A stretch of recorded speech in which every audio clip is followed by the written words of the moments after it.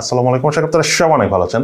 আজকে আপনাদের নিয়ে আসলাম হলো বাংলাদেশের তৈরি ওয়ালটনের টিক স্মার্ট ওয়াচ AMX13। এই স্মার্ট ওয়াচ নিয়ে আমি আজকে ভিডিওতে আলোচনা করবো, অর্থাৎ আমার হাতে থাকা এই স্মার্ট ওয়াচটি। বাট তার আগে একটা কথা বলি, বাংলাদেশের তৈরি কোনো স্মার্ট ওয়াচ থেকে আপনারা এক্স্যাক্টলি কি চান, মানে নাম্বার ওয়ান ধরেন এটা কোন প্রাইসে আপনারা চাচ্ছেন, কেমন ডিসপ্লে চাচ্ছেন, তার পাশাপাশি ঘড়িতে কি থাকা প্রয়োজন, কতটুকু চার্জ ব্যাকআপ থাকা প্রয়োজন, IP রেটিংটা আপনারা কেমন চাচ্ছেন, সেটা কিন্তু অবশ্যই ভিডিওর নিচে কমেন্টস করে জানাবেন। যাই হোক, এই ওয়ালটনের AMX13 মানে টিক AMX13 এই স্মার্ট ওয়াচটার যদি আমি ডিসপ্লেটার কথা বলি, এটা কিন্তু স্কোয়ার শেপড একটা স্মার্ট ওয়াচ, দেখতে কিন্তু বেশ সুন্দর। বডি প্যানেলটা সম্পূর্ণ মেটালের তৈরি এবং ইন্টারেস্টিং বিষয় হলো মেটালের তৈরি হলো এটা কিন্তু যথেষ্ট হালকা। তার পাশাপাশি ঘড়িটার সাথে বক্সের ভিতরেই দুইটা স্ট্র্যাপস দেওয়া রয়েছে, একটা বেশ ভালো সিলিকন কার্বনের, আরেকটা যেটা রয়েছে মানে ফেব্রিকের তৈরি, সেটার কোয়ালিটিও কিন্তু খুবই উন্নত মানের, অনেকটা অ্যাপেল ওয়াচের মতোই। ওই বেল্টটার সাইজ হলো 22 মিলিমিটার, অর্থাৎ আফটার মার্কেট আপনারা চাইলে অন্যান্য বেল্ট কিনেও এই ঘড়িতে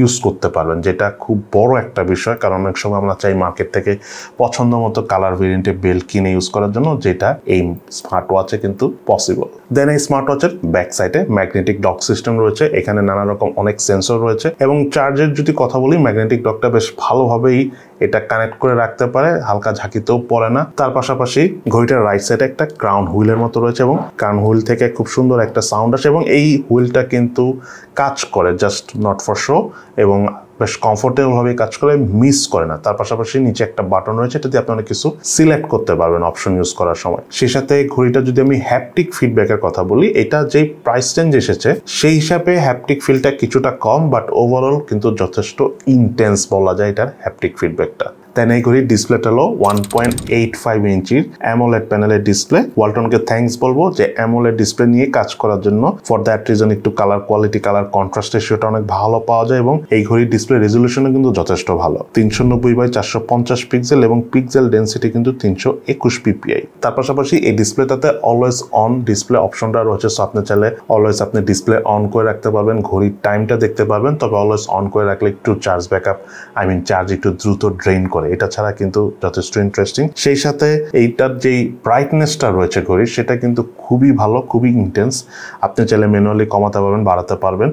এবং এই ঘড়ির ডিসপ্লে টাচ কোয়ালিটি কথা বলতে গেলে খুবই স্মুথ, আমরা একবারও মিসটাচ জনিত কোনো ধরনের কোনো প্রবলেম পাইনি, যেটা আমাদের কাছে অনেক ভালো লেগেছে। আপনারা টাচ করে ইউজ করতে পারবেন অথবা হুইল ইউজ করেও এই ওয়াচটা ইউজ করতে পারবেন, যেটা বেশ কমফোর্টেবল। তবে এই স্মার্ট ওয়াচের ডিসপ্লে সব থেকে বড় ল্যাকিংস হলো এটা চারদিকে থাকা চিন এবং বেজেল। যদিও এটা চারদিক থেকে সমান, যেটাকে আমরা সিমেট্রিক্যাল টাইপ বলি, বাট অনেকই মোটা চিন এবং বেজেল, এটা আসলে আর একটু কম হওয়া উচিত ছিল, এটা একটু বেশি মনে হচ্ছে। যদি আমি এই জিনিসটা বাদ দেই, এই ঘড়ির বেল্টের কোয়ালিটি যেমন ভালো, তার পাশাপাশি এটা চার্জ ব্যাকআপ অনেক বেশি। সেই সাথে চার্জ ব্যাকআপ নিয়ে আলোচনা করার আগে বলে রাখি, এটাতে 100+ স্পোর্টস মোড রয়েছে। সো আপনারা যারা জিম করেন বা একটু রান করেন, মানে বাইরে হয়তো বা জগিং করেন, তাদের কাছে কিন্তু অনেক ভালো লাগবে। আর যদি এটাতে থাকা সেন্সরগুলোর ডাটা অ্যাকুরেসির কথা বলতে চাই, তাহলে প্রথমে বলে রাখি এটাতে কিন্তু 6 অ্যাক্সিস মোশন ট্র্যাকিং সেন্সর রয়েছে। আমরা এটা দিয়ে যখন হাঁটাহাঁটি করেছি, স্টেপ কাউন্টের কথা বলতে গেলে অ্যারাউন্ড 90%-এর মতো ওকে আছে, মানে অ্যাকুরেট ইনফরমেশন। আপনি মোটামুটি যদি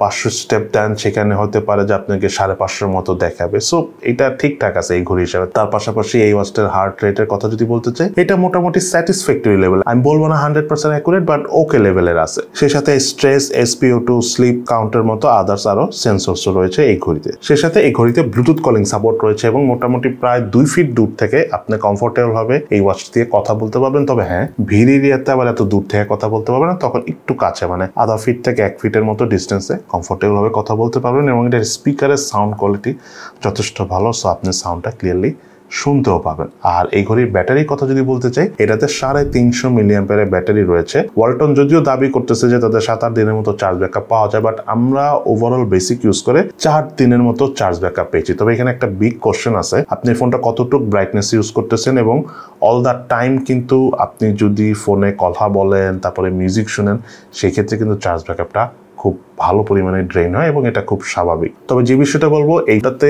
বাংলা মেসেজ সাপোর্ট করে, সব ধরনের নোটিফিকেশন আপনারা দেখতে পারবেন এবং অ্যাপস থেকে আপনারা নোটিফিকেশন দেখতে পারবেন, ওয়াচ থেকেও দেখতে পারবেন। এই ঘড়ির যে অ্যাপসটা রয়েছে, মানে যে অ্যাপসের মাধ্যমে ঘড়িটা ইউজ করবেন, সেই অ্যাপসটার নাম হলো ওয়ালটন টিক V4। অ্যাপসটা অ্যাজ এ ওয়ালটন অ্যাপস হিসাবে যথেষ্ট ভালো। অনেক ধরনের এক্সট্রা ওয়াচ ফেস রয়েছে যেটা আপনি খুব কমফোর্টেবল ভাবে ইউজ করতে পারবেন। সেই সাথে যেটা বলছিলাম যে সব ধরনের নোটিফিকেশনও অ্যাপসে দেখা যায় এবং বাংলা সাপোর্টও করে। দেন এই ঘড়িটা যদি আমি প্রাইসের কথা বলতে চাই, এটা অফিসিয়ালি 4800 টাকায় লঞ্চ হয়েছে।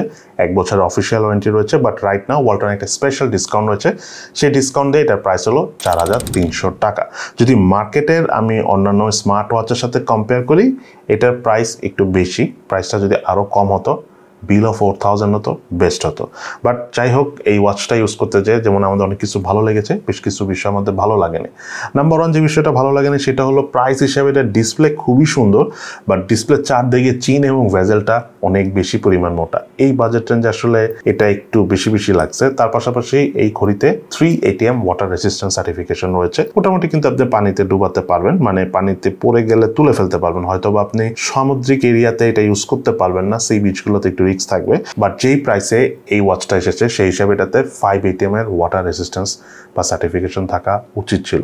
এবং এই দুইটা জিনিস যদি বাদ দেয়, এই ওয়াচটার বেশ কিছু ভালো দিক রয়েছে। তার মধ্যে নাম্বার 1 হলো এটা বিল কোয়ালিটি, মানে আউটসাইড ডিজাইনটা যেমন সুন্দর, এটা কিন্তু মেটালিক ফ্রেমের, যেটা আরও বেশি ভালো লং টাইম ইউজ করার সময় সহজে ভেঙে যাওয়ার চান্স নাই। তার পাশাপাশি ক্রাউন হোলটা অনেক ভালো লেগেছে। বেল্টটা বেশ শক্তপোক্ত, 22 মিলিমিটার সাইজ হওয়ার কারণে আফটার মার্কেট আপনারা বেল্ট কিনে ইউজ করতে পারবেন। তার পাশাপাশি চার্জ ব্যাকআপ আমরা যথেষ্ট ভালো পেয়েছি এই ওয়াচটি। সো এই হলো আমাদের ওয়ালটন টিক MX13 এই স্মার্ট ওয়াচটির ওভারঅল একটা রিভিউ। আপনাদের কাছে এই স্মার্ট ওয়াচটি কেমন লেগেছে সেটা কিন্তু অবশ্যই ভিডিওর নিচে কমেন্টস করে জানাবেন। সবাই ভালো থাকেন, সুস্থ থাকেন, ইনশাআল্লাহ দেখা হবে ফিউচারে।